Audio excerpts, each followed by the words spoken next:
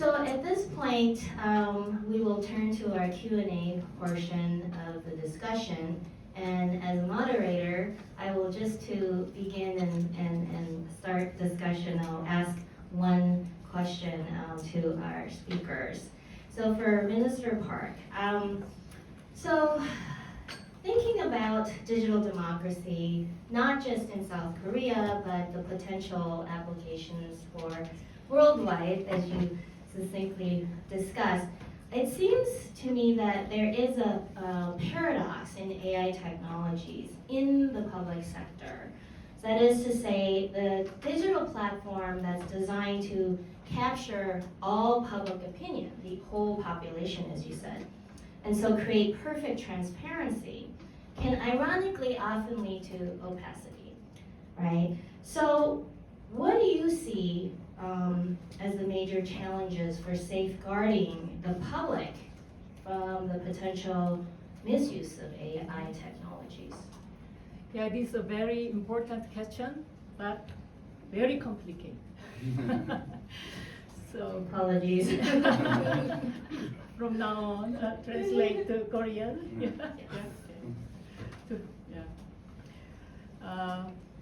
I think there are 5 AI ethical principles.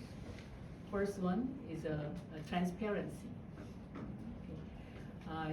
Transparency must have to how make the algorithm and then system and then everybody understand. The second one is safety. You're supposed to speak in Korean now. It's really hard to switch back and forth. safety, 안전의 문제는 인간들한테 위협을 느끼지 않도록 하는 그런 장치가 필요하다. The second one is about the safety. It is to make people feel that they are safe. Yeah. The third one is a responsibility. 그러니까 책임감. 이 책임감의 문제는 AI가 오류를 범하거나 아니면 뭔가 수정을 해야 될 때 그런 데 대해서 책임을 질 수 있어야 된다. The third one is responsibility. So when AI makes mistakes or problems, it has to be responsible for its mistakes. The fourth one is fairness. 이 fairness는 인간들이 편견을 갖거나 아니면 차별을 하거나 성별에 대해서 구별을 짓거나 하는 이런 부분에 있어서 AI가 이 부분을 하면 안 된다. So the fourth one is about fairness. So there could be some bias or discrimination. So we should be sure that AI won't do this discrimination and also bias. Last one is goodwill. 그러니까 우리가 AI를 이렇게 기술을 개발하는 것은 결국은 인간 사회를 개선시키기 위한 그런 선의를 가지고 해야 된다는 5가지의 원칙이 필요합니다. The last one is the goodwill. That AI has to contribute to the goodness of the human society for the development of human society. 그러나 역사적으로 봤을 때 인간은 늘 그 편리함과 신속함이 이런 어떤 기술의 발전에 의한 단점을 앞서갔습니다. 극복해왔습니다. In human history, convenience and speed outpace shortcomings of technological development. 1, 2차 산업혁명 당시에는 기계의 자동화가 인간의 근육을 대신했습니다. For example, in the first and second industrial revolution, automation of machinery which replaced human muscles. 그래서 인간에게 노동의 자유가 만들어졌고 또 여성 해방이라는 역사적인 일을 만들 수 있었습니다. So it enabled freedom of labor and female liberation. 인터넷이 나타났을 때도 여러 가지 윤리적인 문제들이 제기됐었습니다. Also, after the advent of the internet, ethical problems continued. 그러나 지금 우리는 그러한 많은 단점에도 불구하고 이제는 인간의 근육이 아닌 인간의 두뇌를 대신하는 인공지능 시대로 빨려 들어가고 있습니다. However, we are entering the era of artificial intelligence, which substitutes human brain rather than human muscle. 그래서 기술의 발전을 도외시하면 늘 기술의 발전과 함께 권력의 이동이 시작이 됐습니다. So if we ignore the development of technology, the problems raised, and for example, the problem of power transition. 그래서 이 기술의 발전과 함께 항상 패권 국가가 바뀌어 왔습니다. So with this technological development, hegemon changed throughout the human history. 한 가지 예를 들면 자동차 산업은 영국에서 시작이 됐지만 영국이 자동차를 마차보다 빨리 가지 못하게 하는 붉은 깃발법을 만들면서 자동차 산업이 미국으로 넘어왔습니다. So the car industry started in the UK, but UK came up with the Red Flag Act, so that the hegemon of this automatic industry moved to US. 그 얘기를 해줘야 되는데 그 미국 그 마차보다 빨리 못. Yeah, okay. Because it was a speed was a problem. It was slower than the wagon. Yeah, that's a important point. Underline. Yeah. 그래서 우리는 이 기술의 발달을 갖다가 항상 그 인간의 존엄성을 지키는 방향으로 정부와 기업과 전문가와 학자가 모두 모여서 이것을 우리가 함께 긍정적인 방향으로 생각해야 된다라고 생각하고 있습니다. Therefore, ethical issues have to be overcome with the collaborative efforts from the government, academics, experts, and companies while maintaining human dignity. Enough? Thank you so much for that comprehensive answer to a very complex question. So the next one to Will, I will promise to make it less complex. I have one question just to start us off.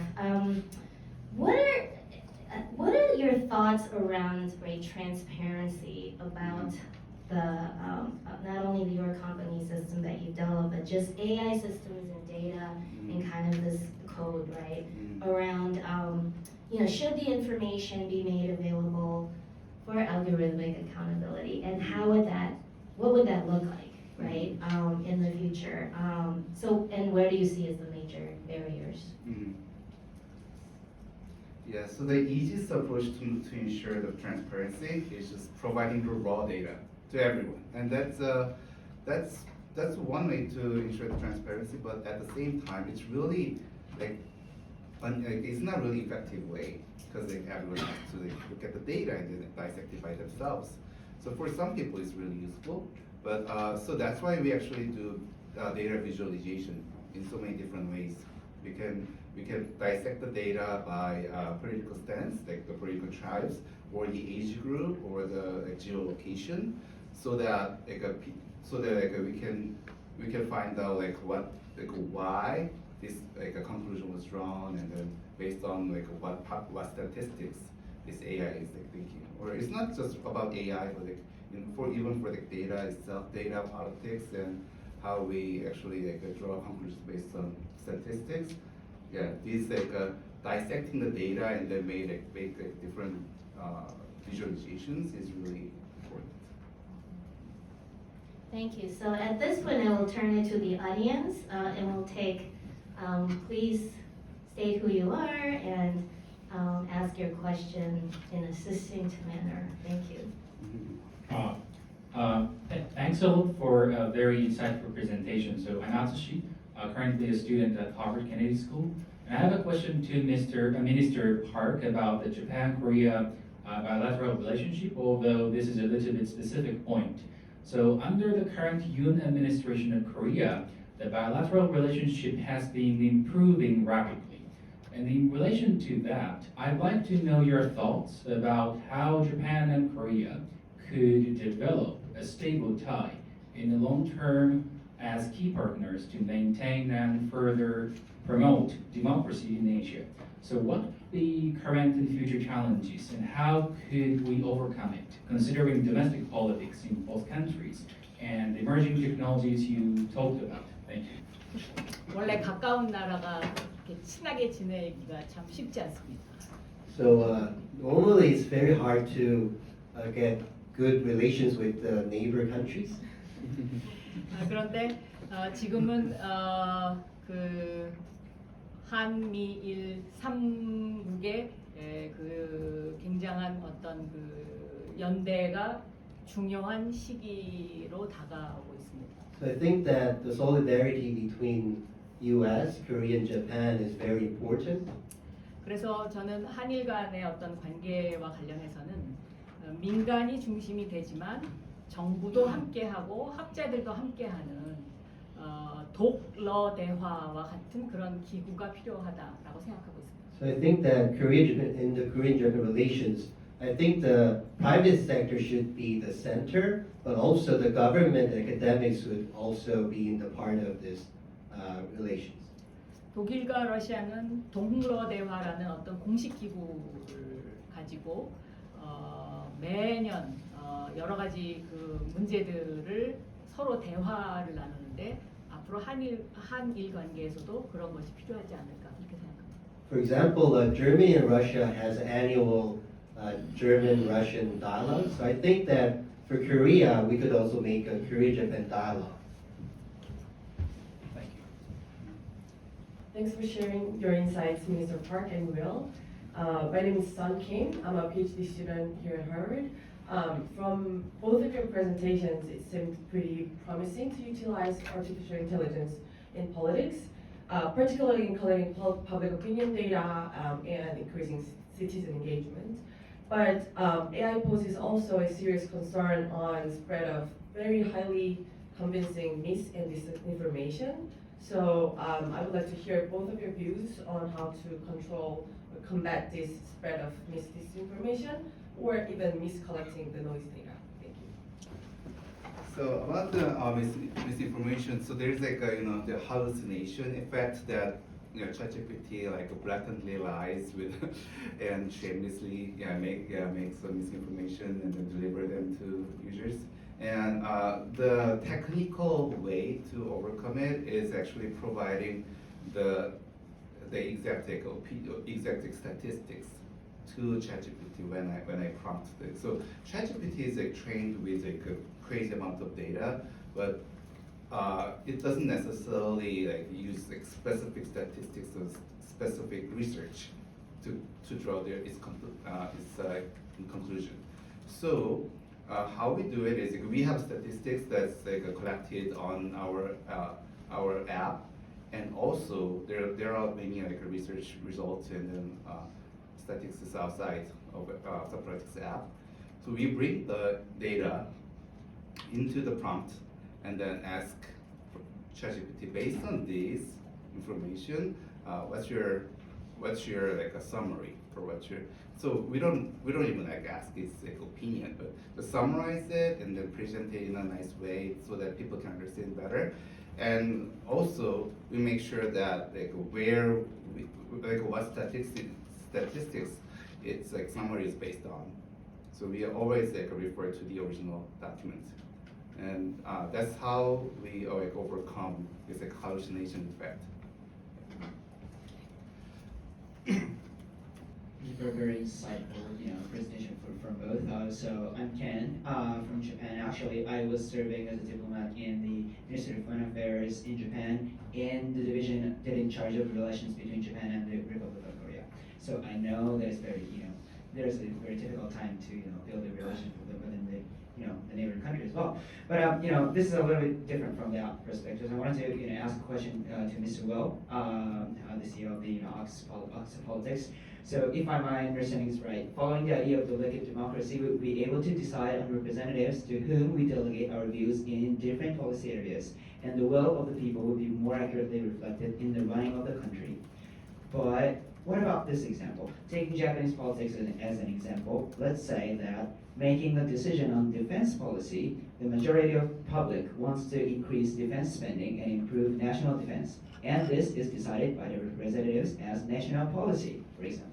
At the same time, when making a decision on social security policy, the majority of the public also wants to increase social security spending because they do not want to be poor in the old age. And this is also decided as a national policy by the Diet. Then what about the problem of the totally inadequate budget? These two policies are really compatible.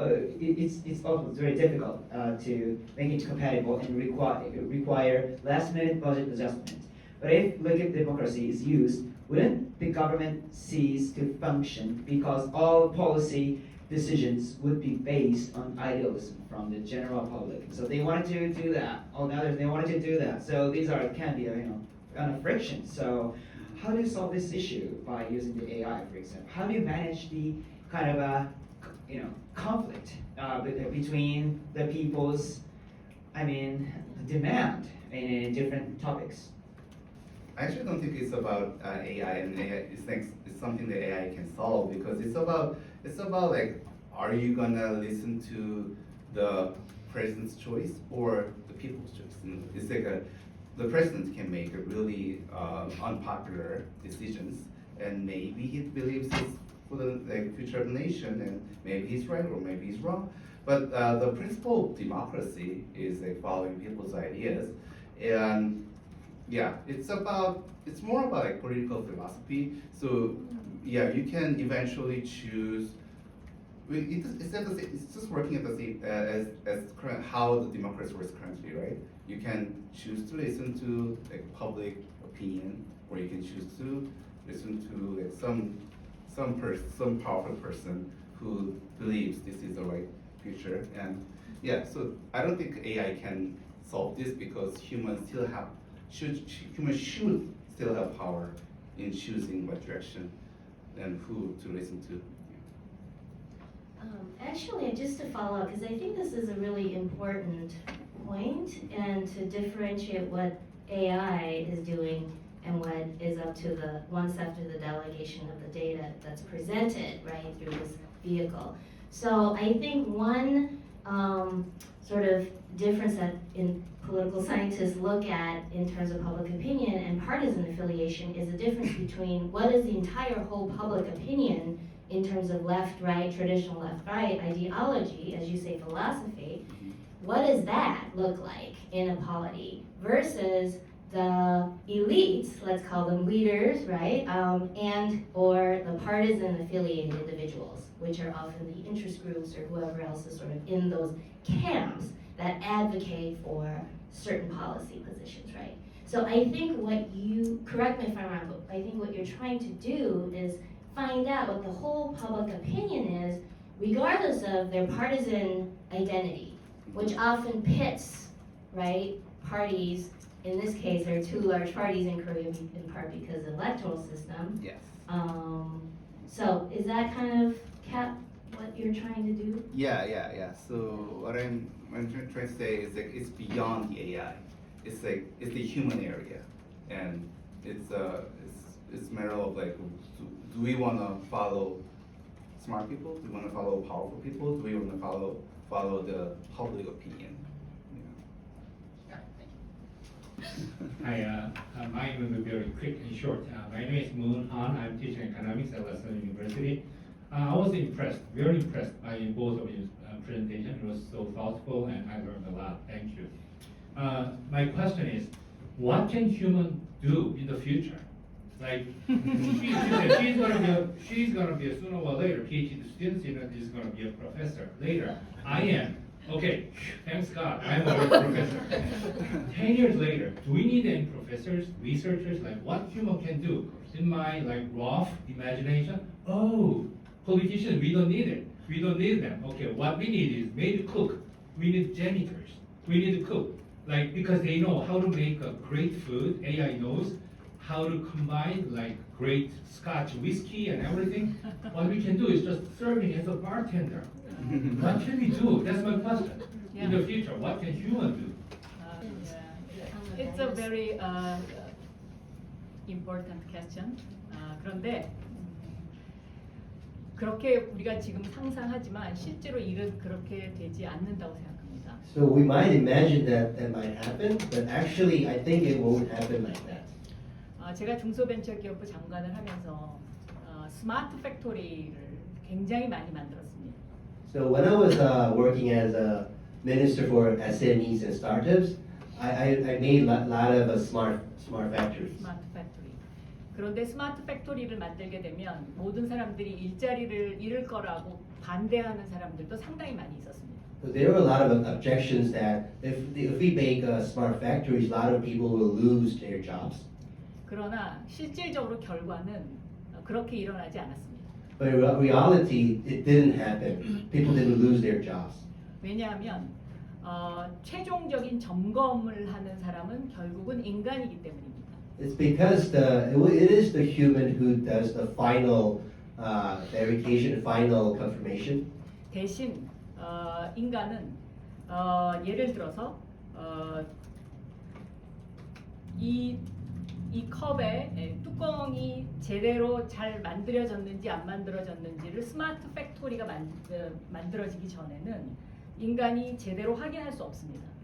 So before the smart factory, for example, this bottle cap, people couldn't see it's exactly made perfect fit or not.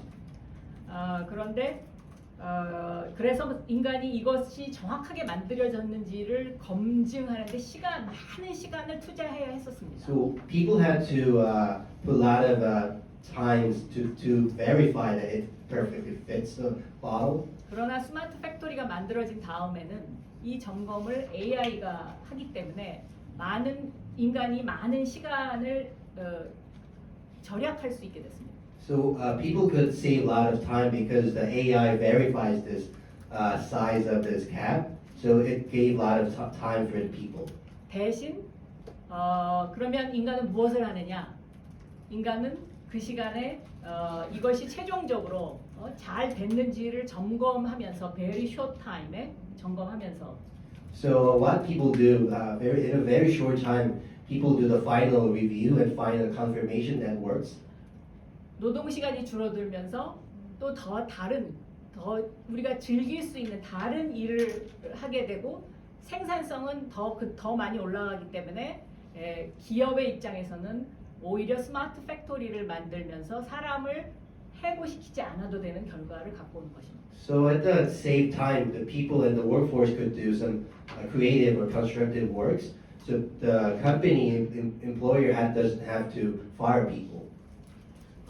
정치도 마찬가지입니다. 정치인이 필요 없다? 그렇지 않을 것이라고 저는 생각합니다. So in politics is same. I don't think that in the future politician would be not needed.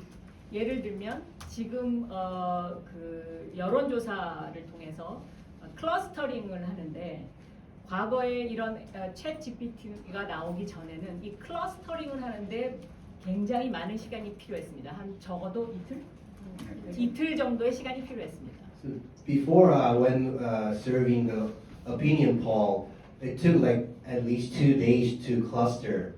클러스터링. Cluster.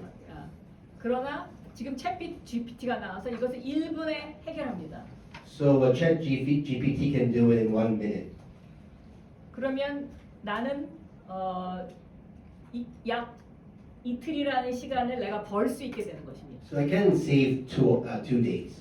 그럼 그 2시간 동안, 이틀 동안 나는 뭐를 하느냐? 다른 일을 또 생각하는 것입니다. So with the save 2 days, I can do other creative things. 그래서 계속해서 시스템이 발전해 나간다고 저는 그렇게 믿고 있습니다. So I think that like this, the system will evolve. Yeah, I can add to it. As an entrepreneur and the CEO of my company, so this we have 3 content writers, and their job was to write contents and summarize the news articles and read all the news articles. And now it's automated. And what do? We fire them, we let them go, and it's really tempting. but actually at the same time, if we let them go, we're just staying at 1x performance, right? We are not improving in performance of a company-wide. But if we keep them and then let them do like some other stuff, then we are actually we are improving the performance of my company to like 3x, 10x, right? So that's what we want to see, and eventually, when my company goes 10x, my like competing company will want to go 11x, right, or 12x, or 20x. So it's the nature of capitalism that we want to, when other companies improve their performance, we don't want to stay at like 1x performance and fire all the people, but we want to actually make multiply our performance. So I think eventually the development of technology and AI will make our like economical growth and then technological growth really, really fast. But it doesn't necessarily mean that we're gonna like fire most of the people. Just a quick question, because I was just curious to follow up on the current discussion, because it was more questioning on the use of AI. But I'm more curious about the concerns we might have with the input, the data input. And like right now, we are having a lot of concerns all over the world regarding disinformation. So I'm curious, like both from the policy perspective as well as a startup, how do you think about mitigating the danger of disinformation, especially if we are using AI to eventually have less hands-on in the process of evaluating whether the data is correct or not, and now using ChatGPT, for example, to run the entire process for us and give us a clean visualization of what might not be the truth of what the public wants if there's a lot of disinformation campaign going on. So I actually do think it's kind of like a myth right now that AI cannot deliver the true information. It's only because like AI is trained on so much data, like, as I mentioned before, and then all the like, data is all mixed up in its brain, its AI brain, and it doesn't really know like, what it got the idea from. But when you actually transparently make provide the like underlying data, and then make its job be based on that specific data set, then it won't lie actually. It's not like when there's data it can actually make up like other things, but it's like human. Like when we actually don't have the data in front of us, and then when you're asked to make some judgment out of blue, then you may actually lie. You may you may actually recall like some wrong information from like 10 years ago, and then just speak with it, and then it's not that different from that. So the solution again is have the concrete data and like really like verified data, and then feed the verified data to it, and then it won't lie, and then it won't actually create misinformation. And that's what I can tell from my experience. Thank you very much. One of the things I love about these events is that you can always tell if it's been a good event by the stream of questions that are going to go over time. So thank you all very much. I want to thank you for making the time this afternoon to come. Obviously, much thanks to our speakers and interpreter as well. And most importantly, I would like to thank my colleagues at the Ashland, Laura, Melissa, Sarah, Danielle, Gina, many for making this event so wonderful and a great learning process for us. Thank you very much.